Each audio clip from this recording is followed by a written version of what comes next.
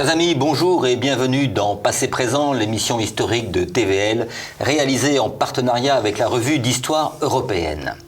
13 mars 1938, Adolf Hitler proclamait le rattachement de l'Autriche au Reich allemand et 2 jours plus tard, faisait une entrée triomphale dans la capitale autrichienne.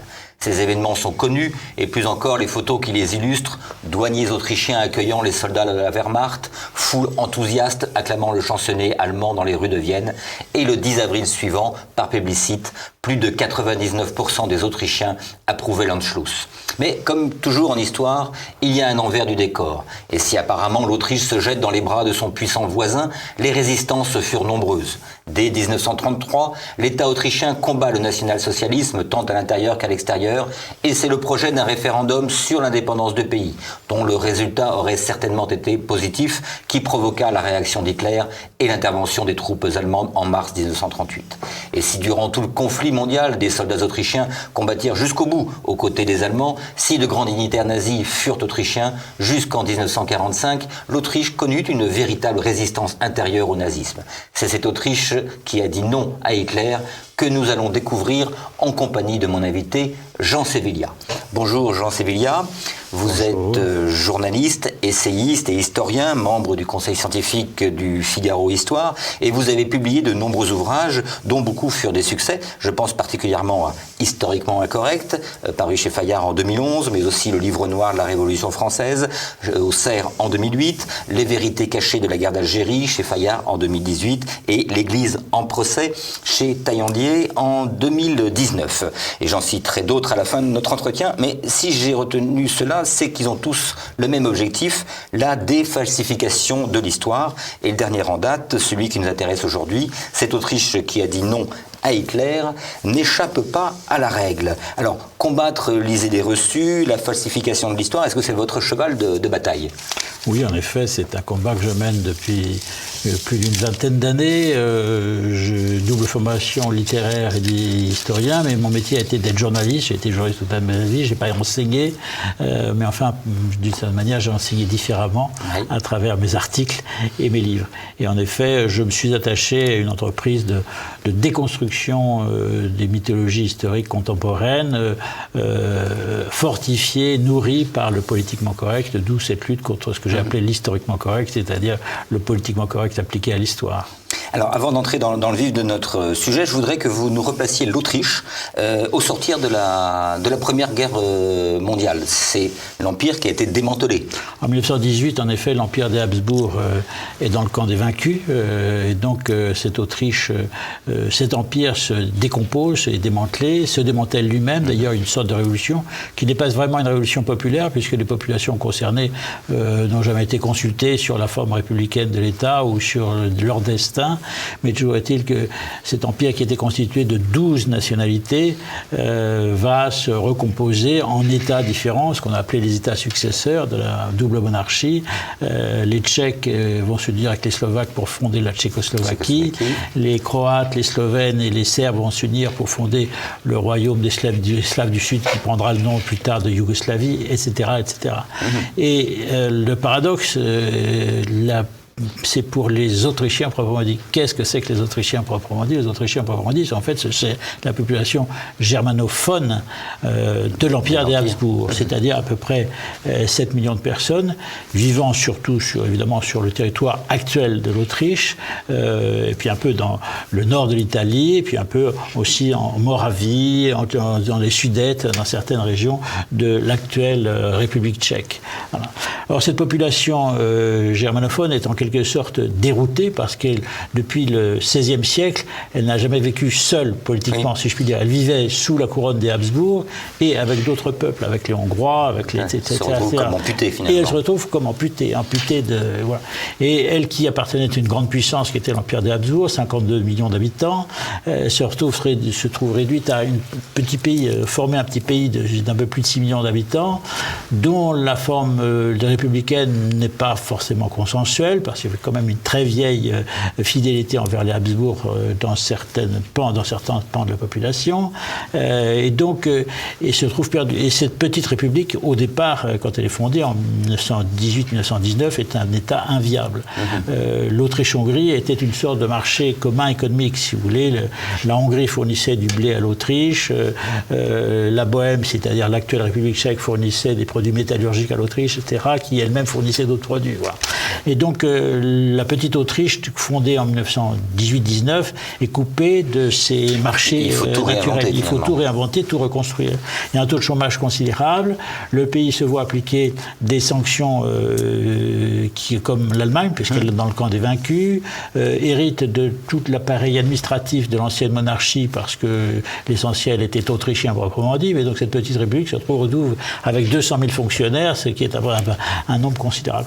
Et donc c'est un État inviable, et sa tentation, avant même la signature des traités de paix d'après la guerre, c'est-à-dire traité de Versailles avec l'Allemagne et traité de Saint-Germain-en-Laye, qui sera signé, qui concerne surtout l'Autriche, sa tentation, au fond, puisqu'ils ne sont que 6 millions de gens qui sont dans un petit État inviable et qu'ils ont en commun avec leurs grands voisins allemands, d'avoir une langue commune, l'allemand par définition, et un pan d'histoire commune, le Saint-Empire romain germanique, et bien leur tentation, c'est de rejoindre cette... Quand vous dites la tentation, c'est partagé par les élites politiques ou c'est la population? Alors pour le coup, c'est la population. Il y a des référendums qui ont été menés régionalement, qui n'avaient pas de valeur constitutionnelle, qui sont même des référendums d'une certaine manière illégales, mais dans plusieurs provinces de la Nouvelle-Autriche, on a fait des référendums. Voulez-vous que nous rejoignions l'Allemagne? Et les résultats étaient positifs à 80-90%. Toute classe politique confondue? Toute classe politique confondue, et la population est une population qui s'interroge sur son destin. Voilà. Et le travail qui va survenir dans les années 20, ça va être de donner à cet État, fonder une légitimité nouvelle à cette Autriche nouvelle, réduite à elle-même en quelque sorte. Ça sera le travail notamment d'un homme qui sera le chancelier Seipel, qui est un ecclésiastique d'ailleurs, qui va... Donc c'est le premier chancelier après la... C'est pas tout à fait le premier chancelier, mais enfin c'est le grand homme de l'Autriche de l'après-guerre, des années 20 à 27 schématiquement. Voilà, il va mourir en 29, mais enfin il fait un travail, il emprunte de l'argent à la Société des Nations, il réussit à conforter ce pays. Mais c'est un pays qui reste dans une situation très fragile et avec des oppositions politiques assez fortes. Alors d'ailleurs cette vie politique dans les années 30 va être une vie politique assez violente. Assez violente parce que du fait même de l'effondrement de cet État autrichien, le traité de Saint-Germain-en-Laye a permis à l'Autriche d'avoir une armée de 30 000 hommes. Or, l'État autrichien n'a même pas les moyens de payer 30 000 hommes, ce qui fait qu'il a une armée autrichienne représente 20 000 hommes. Et 20 000 hommes, c'est l'armée, la gendarmerie, l'ensemble des forces de police, les forces de maintien de l'ordre. Voilà. Le résultat, c'est que toute société a besoin de structures de maintien de l'ordre, et ils se fondent à droite comme à gauche, au fond, des milices privées, qui sont des milices des partis. Chaque parti monte sa propre milice dévouée au maintien de l'ordre, mais qui, assez bizarrement, sont des milices privées, mais en même temps qui ont un statut légal, c'est-à-dire qu'elles sont agréées par le ministère de l'Intérieur. Alors, il y a une milice de gauche, le Schutzbund, qui veut dire républicain, c'est-à-dire la milice du Parti socialiste, qui est très à gauche et qui est même plus à gauche que la moyenne du Parti socialiste, avec une inspiration marxiste et même marxiste-léniniste pour une part. Quasiment, pour une part, une inspiration presque bolchevique, je dirais. Il faut se rappeler qu'on est au début des années 20, on est quelques années après la prise de pouvoir par Lénine en Russie. Et puis à droite, il y a la milice ou les milices conservatrices, Heimwehr, qui représentent en fait, le terme est générique, mais vraiment des différents courants, parce qu'en fait, ce sont des milices qui à chaque fois sont régionales, et chacune a un petit peu une distinction, une orientation un petit peu différente. Certaines sont très nouvellement patriotiques autrichiennes, certaines sont assez orientées, fidèles aux Habsbourg, certaines sont nationales allemandes. Alors qu'est-ce que c'est que le courant national allemand? C'est un courant qui existait dès avant la guerre de 14, dès la fin du XIXe siècle. C'est un courant d'Autrichiens qui au sein d'Autriche, au fond, considéraient que la destinée propre et la licence propre de l'Autriche était d'être une puissance germanique et qui regardait plus vers Berlin, en fait, que vers Vienne. C'est un courant qui était assez, même très hostile à la dynastie des Habsbourg, souvent hostile à l'anticlérical, hostile à l'Église catholique, et donc c'est un courant qui nourrira notamment la pensée d'Adolf Hitler. Alors, va arriver au pouvoir un homme, le chancelier Dollfuss, qui lui donc va être le premier adversaire, si je puis dire, d'Adolf Hitler, va se retrouver confronté à Hitler. Comment réagit-il? Quelle sorte de régime institue-t-il? Alors, il devient chancelier en 1932. C'est un paysan d'origine sociale, catholique, très profondément marqué, au fond, par la doctrine sociale de l'Église, le catholicisme social, et avec une vision du monde qui est une vision conservatrice. Il se trouve confronté, ayant accédé au pouvoir par les voies parfaitement légale, à une double opposition au sein même de l'Autriche. L'opposition du Parti national-socialiste, puisqu'un parti nazi filial non officiel du parti allemand s'est fondé en Autriche et qui va entamer un combat assez dur contre l'État autrichien. Et l'État autrichien va lui-même combattre de façon très dure cette tendance. Et donc Dollfuss, je le prononce à l'allemande. Oui, j'en prie, mais moi je prononce les mots autrichiens à l'allemande, mais c'est normal. Va interdire le Parti national-socialiste dès juin 1933 en Autriche, le parti autrichien, et en 1934, à la suite d'une insurrection, février 1934, une insurrection socialiste menée par l'aile gauche du Schutzbund, c'est-à-dire l'aile gauche, la plus à gauche du Parti socialiste, va réprimer cette insurrection, et à la suite de quoi le Parti socialiste autrichien va être interdit par Dollfuss, qui va gouverner avec une nouvelle constitution qu'il instaure en 1934. On peut dire que c'est un régime autoritaire ou... Oui, voilà, c'est une constitution... Je crois qu'on a parlé même d'austro-fascisme à un moment. Oui, alors personnellement, c'est un terme que je récuse. Je discute ce terme dans le fascisme. Comprend quand même une vision, je dirais, totalitaire, une vision de prise en main de l'ensemble de la société par l'État. C'est pas du tout une vision du régime de Dollfuss, qui est un régime conservateur, clérical, si l'on veut. Mais c'est pas, on peut plus parler de démocratie sous Dollfuss ? Le Parlement est suspendu, les élections sont suspendues, donc c'est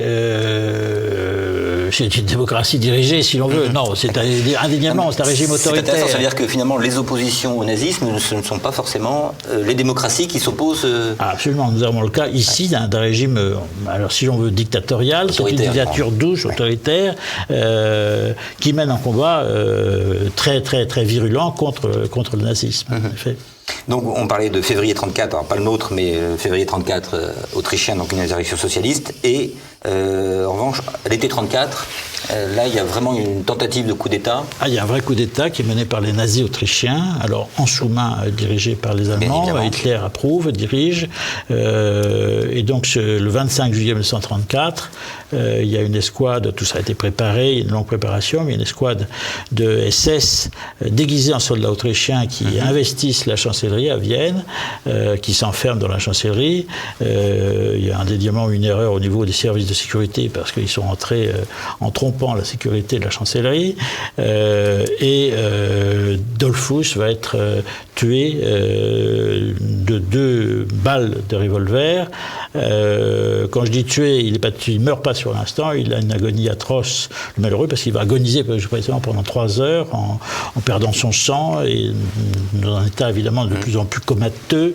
Et ce malheureux qui était on lui a interdit évidemment d'avoir recouru on lui a interdit d'appeler un médecin, enfin on ne lui a pas appelé un médecin, et pour lui qui était catholique, pour qui c'était très important, on lui a même interdit d'appeler un prêtre, voilà, ce qui est une mort, il a une mort solitaire qui est très très très douloureuse, voilà. Mais ce coup d'État échoue parce que les forces de l'ordre autrichiennes reprennent le contrôle de la chancellerie, les putschistes sont arrêtés, il y aura des procès, plusieurs condamnations à mort, l'assassin de Dollfuss notamment va être exécuté. Et puis en province, dans les provinces autrichiennes, ça c'est pas très connu, il y a dans les jours qui suivent, entre le 20 jusqu'au 28 juillet à peu près 1934, il y a des combats assez durs menés contre des bandes nazies nazis, des bandes de SS ou de SA, et les forces de l'ordre autrichiennes qui vont finir par avoir le dessus. Donc il y a une résistance forte du régime autrichien, de l'État autrichien au national-socialisme en 1935. Et un soutien assez inattendu, enfin, pour nous aujourd'hui, c'est celui de Mussolini à Dollfuss. Et oui, Mussolini, au départ, parce qu'on oublie, il ne faut pas oublier la chronologie en histoire, jamais oublier la chronologie en histoire, Mussolini a commencé sa carrière en étant très hostile à l'Allemagne, et hostile, méprisant même à l'égard des Allemands. Lui, Mussolini, dans son rêve césarien, se voyait comme l'héritier de Rome, et pour lui, les Allemands, c'était les sauvages venus des barbares venus des tribus du Nord. Et donc, au départ, Mussolini est en effet un protecteur de l'Autriche. Au moment de la tentative de putsch de 1934, Mussolini va masser les troupes sur le Brenner, col qui sépare l'Autriche de l'Italie, prêt à lancer ses troupes sur l'Autriche si l'Allemagne était venue à intervenir directement dans le sort de l'Autriche. Donc au départ, Mussolini est un protecteur de l'Autriche. Alors après Dollfuss, c'est le chancelier Schuschnigg, oui, bien prononcé, tout à fait. Qui va prendre les rênes du pouvoir. Quelle va être sa politique vis-à-vis de l'Allemagne? Alors Schuschnigg a la même idée que Dollfuss, hostile aux nazis. Politiquement parlant, c'est politiquement parlant, c'est un chrétien conservateur, comme Dollfuss, il vient de la même origine. Ça n'a pas la même origine sociale. Schuschnigg est une petite noblesse, officier. En plus, c'est un homme assez fin, subtil, distingué. Il n'a pas cette forme, je dirais, de brutalité paysanne qu'avait Dollfuss. La brutalité paysanne n'étant pas péjoratif, mais vous voyez ce que je veux dire. Voilà. Et donc, il a une particularité massive, malgré tout, il est très marqué par une sorte de mythologie, je dirais, ou de romantisme, je dirais, qui vient je dirais, hérité de l'histoire du Saint-Empire romain germanique. Pour lui, il y a un trait commun qui est ce qu'on appelle en allemand Deutschtum, c'est la germanité, c'est-à-dire ce qu'il y a de commun aux Allemands et aux Autrichiens. Et lui pense que la germanité, la plus pure, elle est à Vienne, elle est autrichienne, si vous voulez. Il pense que l'Allemagne est allée vers les barbares en se donnant à Hitler, mais que l'Autriche est justement le lieu, le réceptacle du véritable esprit germanique, civilisé, héritier de Rome, parce que c'est lui qui voit la chose comme ça. Et donc il a une sorte de... Pour Schuschnigg, ça va être le problème, c'est que pour lui, l'affrontement avec l'Allemagne est quelque chose de très difficile à vivre, voilà, pour lui, parce qu'il y a une sorte de contradiction un petit peu ontologique. Voilà. Et donc, il va être en situation de faiblesse. Et alors, surtout, il faut dire ça, c'est que le malheureux n'a aucun soutien international. Nous, on vient de parler de Mussolini, mais Mussolini, en 1935, change de camp, en quelque sorte, puisque Mussolini a voulu doter l'Italie d'un empire. C'est toute l'affaire de la campagne d'Abyssinie, d'Éthiopie, si vous voulez, qui provoque des sanctions de la SDN poussées par la Grande-Bretagne et la France. Donc Mussolini, à partir de ce moment-là, entame son retournement qui va pas se faire tout de suite, mais enfin qui va se faire entre 1935 et 1936. Il y a un moment où voilà, Mussolini joue la carte Hitler contre les démocraties occidentales. Donc l'Autriche a perdu ce soutien-là. Schuschnigg fait le tour des chancelleries occidentales. Il se rend à Paris, il se rend à Londres. Dans ces deux capitales, il est reçu par des sous-fifres, c'est-à-dire que les démocratie occidentale se désintéresse de l'Autriche, à la fois parce qu'elle juge que c'est un régime autoritaire et ce qui ne leur convient pas, et aussi parce qu'au fond, il n'y a pas un réel intérêt pour la cause autrichienne. Donc Schuschnigg se trouve en situation de faiblesse vis-à-vis de l'Allemagne, que je réponds à votre question initiale, mais il fallait planter le décor, et il va notamment en juillet 1936 être forcé de conclure un accord de compromis avec l'Allemagne, qui commence à être très dommageable pour la souveraineté autrichienne, puisqu'il y a une exigence qui est des ministres nationaux, c'est-à-dire qu'en fait nationaux-allemands, c'est-à-dire qu'en fait assez proches d'une vision hitlérienne de la germanité, qui doivent entrer au gouvernement, en échange d'accords économiques, notamment de levée de sanctions qui frappaient très durement l'Autriche, qui est toujours confrontée à cette époque à un problème de chômage, à un problème d'équilibre économique qui n'était pas encore atteint. Voilà. Et Schuschnigg, de pression en pression,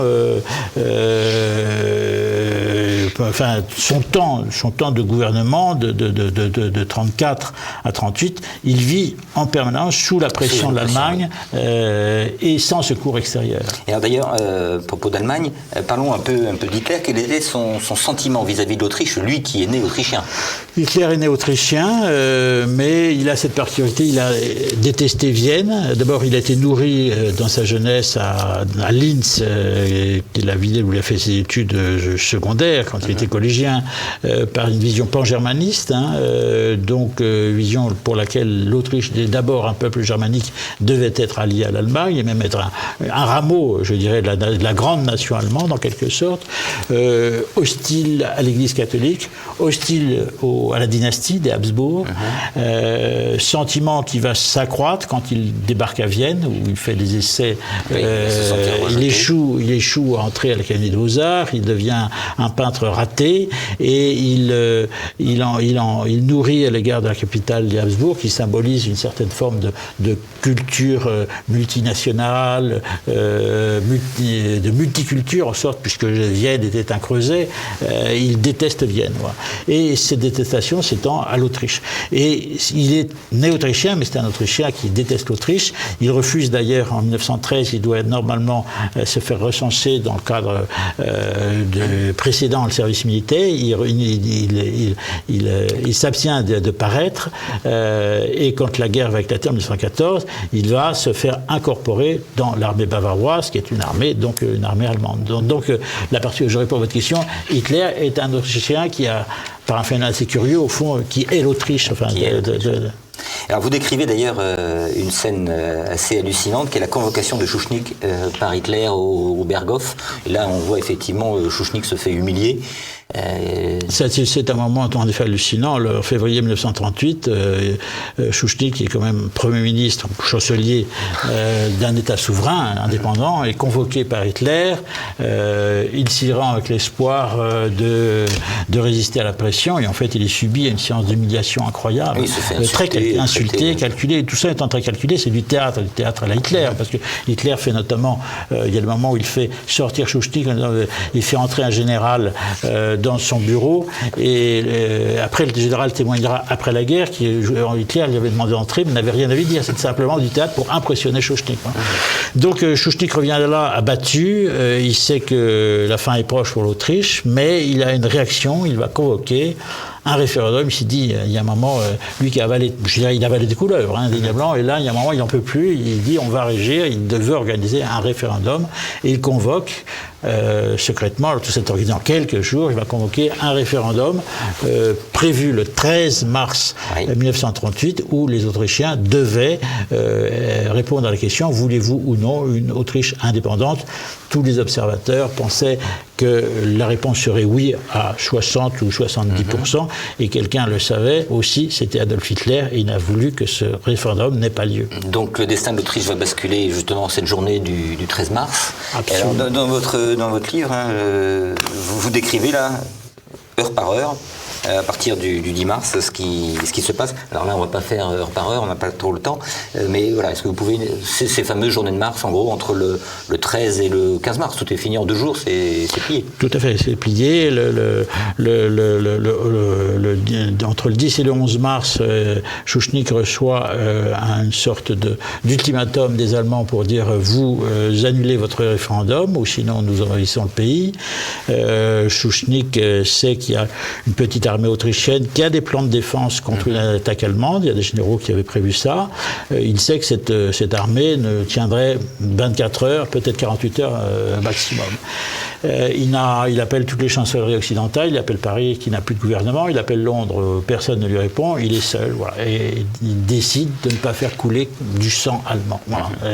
Et donc il va être contraint de démissionner, et le 11 mars au soir, donc il remet sa démission. Un chancelier nommé sur ordre des Allemands, qui est Seyss-Inquart, qui est un avocat viennois d'orientation nationale allemande, qui au départ n'est pas totalement un nazi pur. Il va finir comme cela et il sera même finira sur les bancs de Nuremberg. Il sera en 1946, il sera condamné à mort et exécuté. Mais il devient ce chancelier avec l'espoir de fonder au fond un petit État satellite, une Autriche nationale-socialiste, mais indépendante, liée à l'Allemagne. Et en fait, ça ne va pas être les plans de Hitler. L'armée allemande, une armée allemande envahit l'Autriche le 12 mars. Le 13 mars, Hitler, à Linz, proclame le rattachement, Anschluss en allemand, de l'Autriche à l'Allemagne. Il n'y a aucune résistance, les troupes alors, les troupes entrent sans résistance, absolument. Parce qu'il y a à ce moment-là un découragement total des forces patriotes qui sont sidérées par la violence de ce qui s'est passé, sidérées évidemment par le fait que Chouchnik ait annulé son référendum, et il y a un effet de sidération. Et puis la violence qui se déchaîne tout de suite. Alors c'est ça qui est très important qu'il faut dire, c'est que les nazis avaient préparé leur affaire, ils ont fait dressé des listes de tous les opposants au national-socialisme, c'est des choses qui travaillaient depuis des semaines et même des mois. Voilà. Et donc dès le 11 et 12 mars, d'abord les éléments de la police allemande, de la Gestapo sont entrés en Autriche à ce moment-là, et les nazis autrichiens, avec la police locale qui malheureusement a été très gangrénée par les nazis, va procéder à des centaines et même des milliers d'arrestations. Il y a à peu près dans les semaines dans les 15 jours qui suivent l'Anschluss, proprement dit, il y a entre 50 000 et 70 000 arrestations en Autriche. Dans un pays de 6 millions d'habitants, j'ai fait le calcul pour parler au public français, c'est comme si en France, en pourcentage de population, à l'époque, on avait arrêté 700 000 personnes. Oui, c'est considérable. Hein. Donc 700 000 personnes dont nous n'avons pas de photos. Je dis ça, c'est très important parce que oui, on va en venir aux photos justement. On va y venir, voilà. Mais alors juste une chose, pareil, réaction internationale. Nul, rien. Plus de protestation. Les seuls pays puissances ayant officiellement protesté contre l'Anschluss sont l'URSS, le Chili, le gouvernement de républicain espagnol en exil, et j'en oublie quelques-uns. Aucune protestation officielle ni de la France, ni de la Grande-Bretagne, ni des États-Unis. Donc là, la France, à l'époque, le gouvernement, c'est alors, Chotan avait démissionné le 10 mars et le nouveau président du Conseil va être Léon Blum. Hein. Léon Blum, d'accord. Non, mais c'est bien de le rappeler également. Donc finalement, l'Autriche n'existe plus. L'Autriche n'existe plus comme État. Il n'y a plus de juridique. Le terme d'Autriche lui-même est interdit. Österreich en allemand, c'est un mot interdit. L'Autriche dit Ostmark, ça veut dire la marche de l'Est. C'est un vieux terme repris de l'époque de Charlemagne. L'armée autrichienne est dissoute et versée dans la Wehrmacht. Les fonctionnaires, les fonctions publiques est dissoute et versée. Il y a toute une réorganisation. L'Autriche n'est plus qu'une province du Troisième Reich. Alors là, on parlait d'images. On a tous en tête ces images, effectivement, de l'arrivée d'Hitler dans Vienne. Je le disais en introduction, des douaniers qui laissent passer la Wehrmacht en faisant des sourires, et puis cette foule qui acclame Hitler dans les rues de Vienne. Vous parlez d'images trompeuses, mais est-ce que finalement vous contestez pas ce qui paraît être l'évidence? Parce que cette foule, elle existe bien. On n'est pas dans Potemkin. C'est pas une foule qui a été emmenée. Ce ne sont pas des images truquées. On n'a pas bidonné. Ça ne se fait pas la sauce soviétique. C'est pas la sauce soviétique. En revanche, toutes ces images, malgré tout, sont des images qui ont été sélectionnées. Alors, il faut voir. Donc, dès le 12 mars 1938, dans les rédactions des journaux autrichiens, les journalistes hostiles au nouveau régime, sont faits prisonniers, de même que pour les journalistes juifs, systématiquement, et même chose pour les photographes de presse. Et les correspondants de la presse étrangère sont bouclés et ils vont être ensuite expulsés. C'est-à-dire que, et à partir de ce moment-là, à partir du 12-13 mars, tout ce qui paraît dans un journal en Autriche, et à l'époque il n'existe que de presse écrite, ou tout ce qui est diffusé à la radio, est contrôlé par les services de propagande du Troisième Reich, c'est-à-dire les services de propagande de Goebbels. C'est-à-dire que les photos que nous possédons de l'Anschluss, bien sûr, ce ne sont pas des photos bidonnées, elles montrent une vraie foule, mais ce sont toutes des photos choisies, si vous voulez. Parce que ça veut dire, elles sont là pour exprimer sur les photos choisies dans ce sens qu'elles sont là exprimées et pour montrer une population heureuse de son sort. D'accord, mais est-ce que la population est heureuse de son sort? C'est très complexe. Est-ce qu'on a des témoignages? Est-ce qu'il y aurait pu y avoir des témoignages ou des photos? D'abord, les 70 000 personnes arrêtées, c'est-à-dire l'équivalent de 700 000 personnes si on avait été en France, ça n'est pas rien. On se doute bien que ces gens ne sont pas contents. Et par ailleurs, après l'assassinat de Dollfuss en 1934, a eu lieu à Heldenplatz de Vienne, c'est la grande place au centre de Vienne, là où Hitler a été acclamé le 15 mars 1936. Sur cette même place a eu lieu 4 ans plus tôt une cérémonie d'hommage à Dollfuss après son assassinat. Il y avait le même nombre de personnes, 200 000 personnes.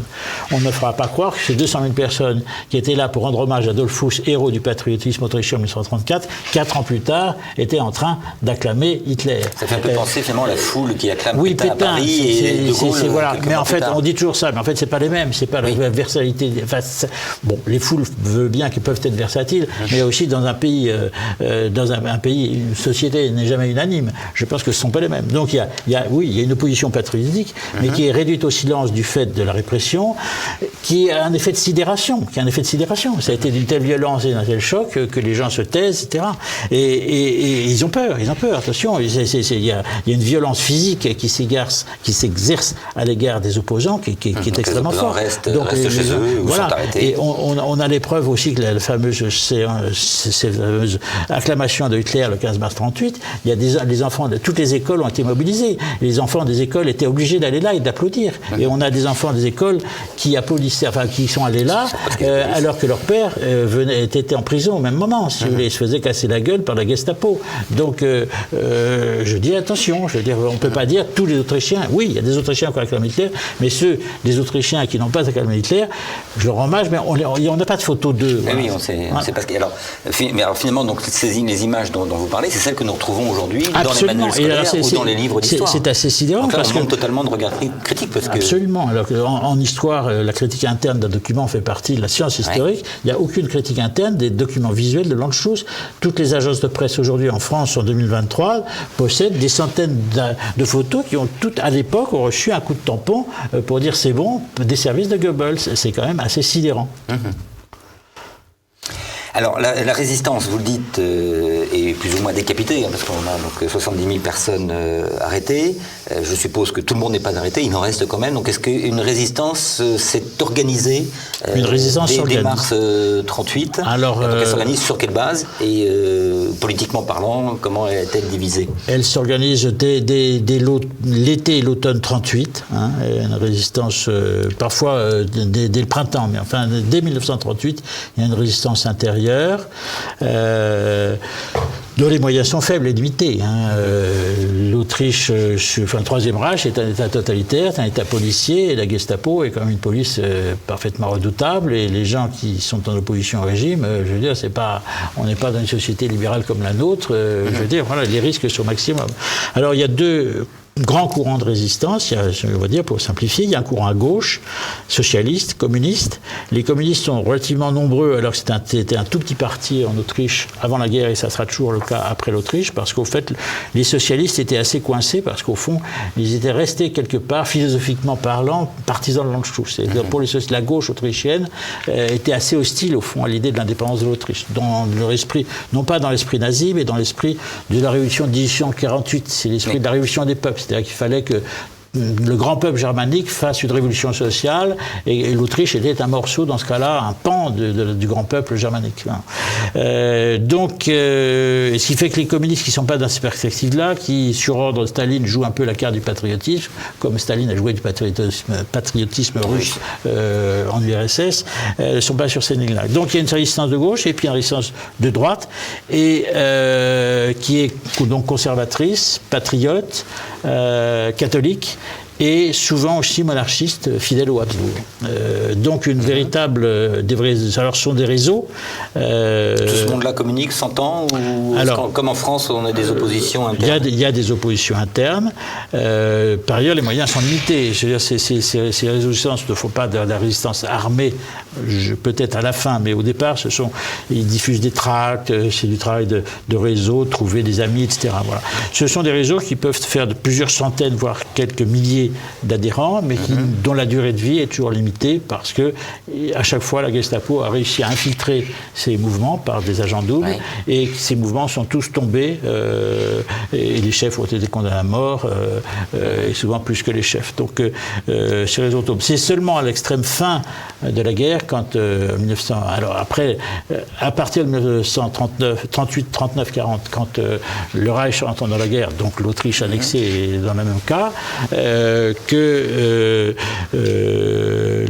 à partir de ce moment-là, la répression est encore plus féroce parce que être résistant, c'est pas simplement faire de l'opposition au régime, c'est être un traître. Oui, parce qu'ils ne sont pas considérés forcément comme des terroristes, mais étant donné qu'ils sont intégrés au Reich, ce sont des traîtres. Ce sont des traîtres, en plus, bien entendu, ce sont des traîtres.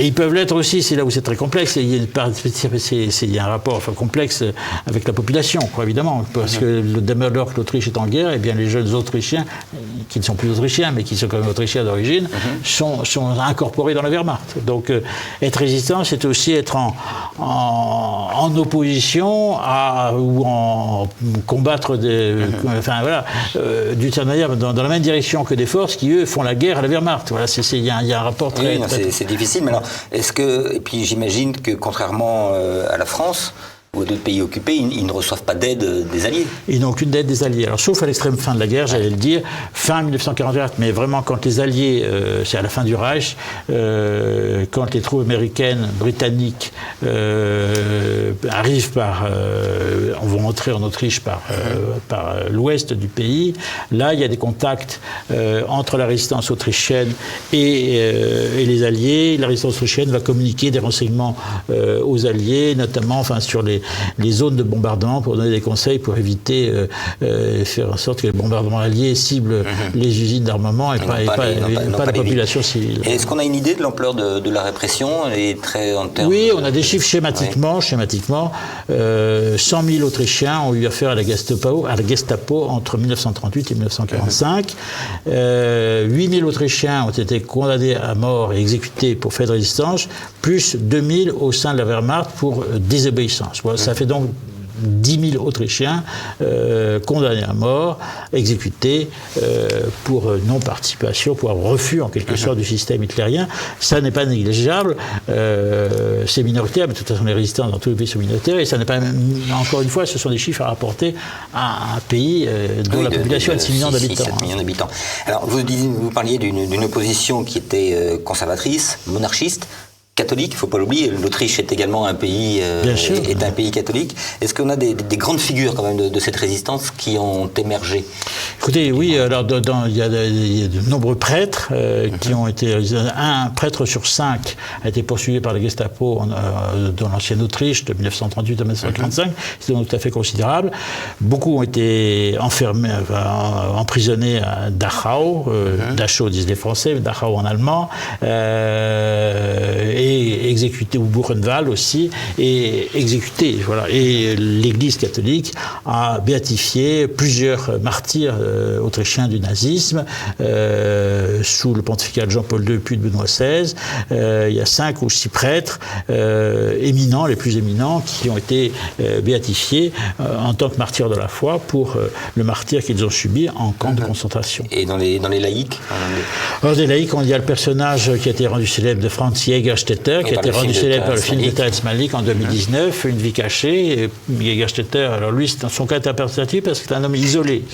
Il y a eu des réseaux de résistance, je viens de le dire, mais lui, c'est un homme isolé qui, par un effet de sa conscience, alors ce que le film ne rend pas bien, c'est un homme assez cultivé, c'est un paysan, mais assez cultivé qui avait beaucoup lu, et par lui-même, il est parvenu à la conclusion qu'en tant que catholique, il ne pouvait pas servir le national-socialisme, d'où son refus de prêter serment à Hitler et de partir faire la guerre, et ce qui lui vaudra une condamnation à mort et d'être exécuté en 1943. C'est un individu qui va jusqu'au bout de ses... Et il est allé jusqu'au bout de sa conviction, puisqu'il y a eu des moments où il aurait pu s'en sortir, mais il a fait un chemin qui est d'ailleurs tout à fait admirable, mais très radical, mais qu'il a vécu et accepté avec son épouse, sa femme, puisqu'il était marié et qu'il avait père de 3 petites filles, et il a accepté de sacrifier sa vie pour témoigner. Il a lui aussi été béatifié en 2007 sous le pontificat de Benoît XVI. Alors, l'après-guerre, déjà, Donc l'Autriche est occupée par les troupes des Alliés, y compris les Soviétiques. Tout à fait. Les Soviétiques sont entrés en Autriche par l'Est, les Occidentaux par l'Ouest. Et donc l'Autriche, comme l'Allemagne, est occupée par 4 puissances, l'URSS, la Grande-Bretagne, les États-Unis et la France.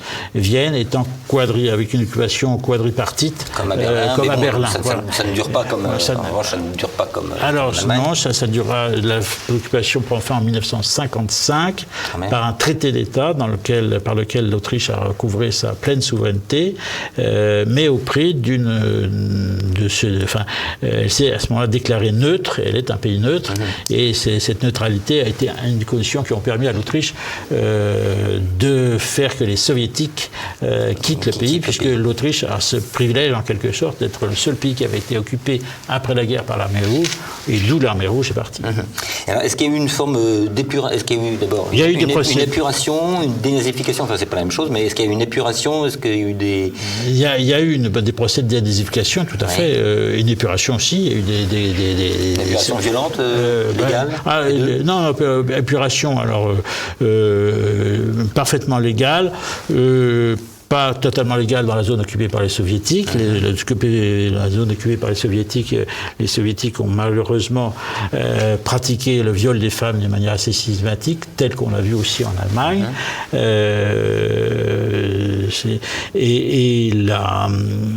Des procès d'épuration ont eu lieu. Puis,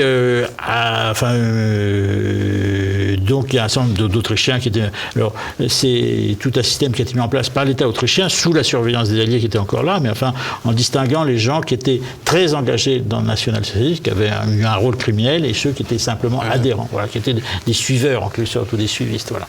Et ces procès d'épuration, donc, un certain nombre des milliers d'Autrichiens ont perdu leurs droits civiques, il y a eu des peines d'emprisonnement, il y a eu des condamnations à mort aussi, voilà.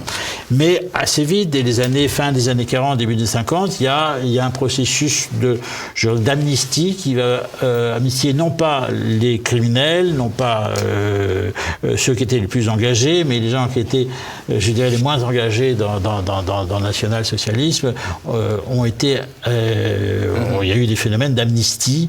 Il y a une génération qui a voulu tourner la page après la guerre de cette histoire. Alors, est-ce que cette génération politique, cette nouvelle classe politique émergente, est-ce qu'elle vient de la résistance? Oui. Est-ce que c'est celle qui avait résisté avant-guerre et pendant la guerre? C'est ça qu'il faut dire, c'est que le grand chancelier autrichien de l'après-guerre, Léopold Figl, qui était un chrétien démocrate, était prisonnier à Dachau, Buchenwald. Il a passé l'ensemble de l'occupation allemande, du temps de l'occupation allemande, en camp de concentration.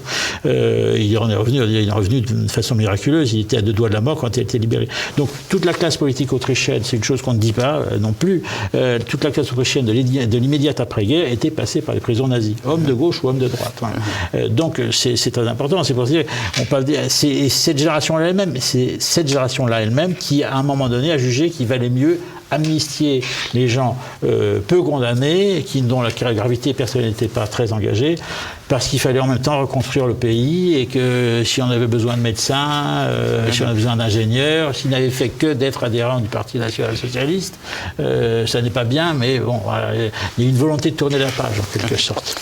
Alors, en conclusion, est-ce qu'on peut, concernant donc l'Autriche, parler véritablement de falsification de l'histoire ? Un détournement de l'histoire, c'est-à-dire qu'il y a une vision hémiplégique, si vous voulez. On parle qu'une partie des Autrichiens ait collaboré avec le nazisme, c'est de l'évidence. Voilà. Maintenant, il y a toute une partie, on ne dit pas assez que l'Anschluss a été un acte de violence, c'est pas un acte volontaire. Les Autrichiens ne sont pas donnés à l'Allemagne. C'est l'armée allemande a enlevé l'Autriche. Et ce référendum du 13 mars 1938, qui devait avoir lieu, a été annulé par pression de l'Allemagne. Donc il y a un acte de violence, la fin de la souveraineté de l'Autriche, la fin de la liberté de l'Autriche vient d'une pression militaire et politique de l'Allemagne. Voilà. Donc ça, il faut le dire. Et par ailleurs, la résistance n'est pas minoritaire. 100 000 personnes qui ont eu affaire à la Gestapo dans un pays de 6 millions d'habitants, ça n'est pas rien. Voilà. Donc il y a une forme de résistance. C'est dans cela que cette histoire est hémiplégique. Et puis il y a cet aspect visuel que j'ai... Voilà. On ne voit jamais, on n'a pas de photos des gens qui ont été emprisonnés. emprisonné. Bien, merci Jean Sévilla d'avoir remis l'histoire à l'endroit. Donc, je parlais de vos livres en début, j'en rappelais quelques-uns parce que vous êtes attaché également à l'Autriche. Oui. C'est un pays que vous aimez visiblement. Et vous avez d'ailleurs commis 3 ouvrages concernant ce pays. Le Chouan du Tyrol. Le Chouan du Tyrol, c'est l'histoire d'Andreas Hofer, un paysan qui a révolté le Tyrol contre l'occupation napoléonienne en 1809. Vous avez également écrit une biographie du dernier empereur Charles et une biographie de l'impératrice Zita. Son épouse. Et là, d'ailleurs, ces 2 livres qui sont parus chez Perrin sont réunis en un seul. Il y a une nouvelle édition qui vient de sortir. En effet, pour le prix de l'une chez Tempus, exactement. chez Perrin. Merci infiniment. Avant de nous quitter, n'oubliez pas de cliquer sur le pouce levé sous la vidéo. Et maintenant, vous allez retrouver, et puis vous abonner à notre chaîne YouTube. Et maintenant, vous allez retrouver Christopher Lann et sa petite histoire. Merci et à bientôt.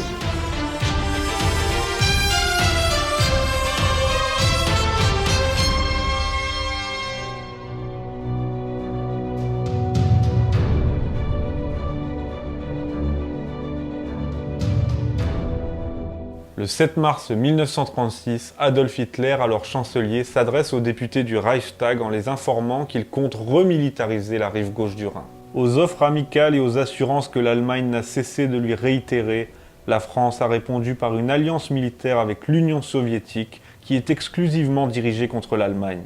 En vertu du droit inaliénable que possède chaque peuple de garantir ses frontières et de sauvegarder ses moyens de défense, le gouvernement allemand a rétabli, à la date de ce jour, la pleine et entière souveraineté du Reich sur la zone rhénane démilitarisée. Le jour même, des unités de la Wehrmacht se sont mises en route. À midi, un bataillon du 32e régiment d'infanterie entre à Cologne. À 13h, le pont Hohenzollern est franchi et la foule acclame les soldats allemands. On retrouve les mêmes scènes à Koblenz, Mayence et Mannheim. En tout, durant cet après-midi, 19 bataillons et 13 batteries d'artillerie, soit environ 30 000 hommes, ont franchi le Rhin. Mais comment est-ce possible après le pacte de Locarno qui avait été établi 11 ans auparavant et qui interdisait à l'Allemagne toute remilitarisation de la Rhénanie? Eh bien, une fois n'est pas coutume, c'est dû à la faiblesse de la France et surtout de sa classe politique. Lors de la signature du traité de Locarno, l'Allemagne avait pourtant pleinement reconnu la frontière du Rhin. La France, de son côté, était satisfaite du désarmement et s'était engagée à ne pas occuper la rive gauche du Rhin alors qu'elle en avait le droit. De son côté, l'Allemagne s'est également engagée à maintenir cette zone démilitarisée. Pour comprendre comment on en est arrivé là, il faut aller en octobre 1933. À cette époque, Hitler a décidé de quitter la Société des Nations qui s'était engluée dans les négociations sur le désarmement. En avril 1934, la France a signifié à cette même Société des Nations qu'elle assurerait désormais seule sa défense. Évidemment, en se passant de ces alliances, il fallait en trouver d'autres, et notamment des alliances de revers à l'Est. Ainsi, dès le mois d'avril 1934, le ministre des Affaires étrangères français se rend à Varsovie et à Prague. Il se rapproche également de l'URSS qui a été admise en septembre dans la Société des Nations. Sauf que ce ministre, Louis Barthou, est assassiné le 9 octobre 1934 à Marseille. C'est Pierre Laval qui lui succède, mais il va poursuivre les négociations et les tentatives de rapprochement et d'alliance avec l'URSS. Ainsi, le 14 mai 1935 est conclu entre la France et l'URSS un traité d'aide et d'assistance en cas d'agression par un tiers.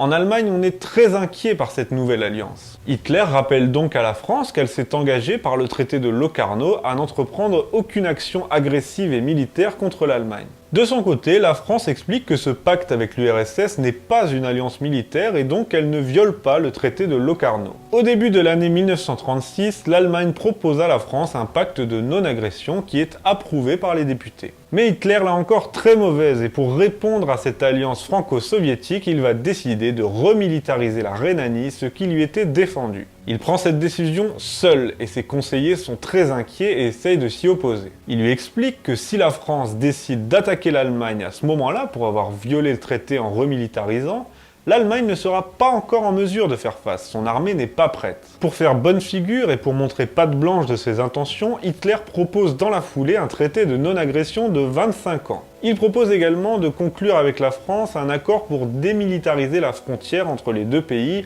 mais cette zone ne sera pas bien large due à la proximité de la ligne Maginot. En France, les conseils des ministres et le conseil des affaires étrangères est très inquiet par cette situation et il décide aussitôt d'appeler du renfort pour faire occuper la ligne Maginot. Nous ne pouvons pas laisser Strasbourg à la portée des canons allemands. Les ministres français sont inquiets et saisissent tous les périls de cette situation. Mais malgré tout, ils constatent que la France est prisonnière d'une position défensive et qu'elle ne peut pas se permettre d'occuper la Sarre sans une mobilisation générale. Elle va alors faire l'erreur de tergiverser et de se réunir avec ses alliés. Les alliés, eux, ne veulent pas de nouveaux conflits, ils sont très réservés et puis la Rhénanie les intéresse très peu. Les Anglais également se montreront réticents et voudront éviter toute mesure capable de créer un danger de guerre. Le 14 mars, le Conseil de la Société des Nations se réunit à Londres et constate que l'Allemagne a bien violé le traité de Locarno. Elle décide malgré tout qu'aucune action ni aucune sanction ne sera prononcée ou envisagée contre l'Allemagne. Les Anglais encouragent même les Français à renouer le dialogue avec les Allemands et proposent une plus étroite collaboration entre les états-majors britanniques et français. Ah tiens, tu parles d'une aide? Définitivement, ce jour-là, Hitler a gagné.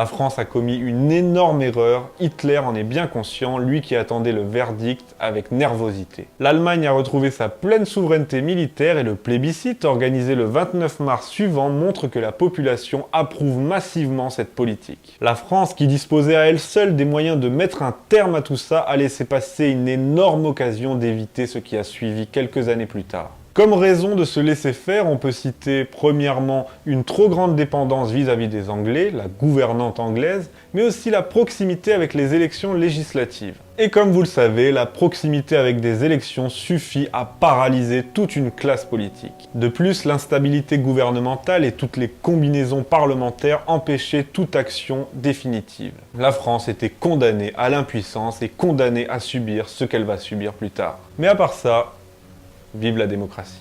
Merci à tous d'avoir suivi ce nouvel épisode de La Petite Histoire. Je vous dis à bientôt pour de nouvelles aventures sur TV Liberté.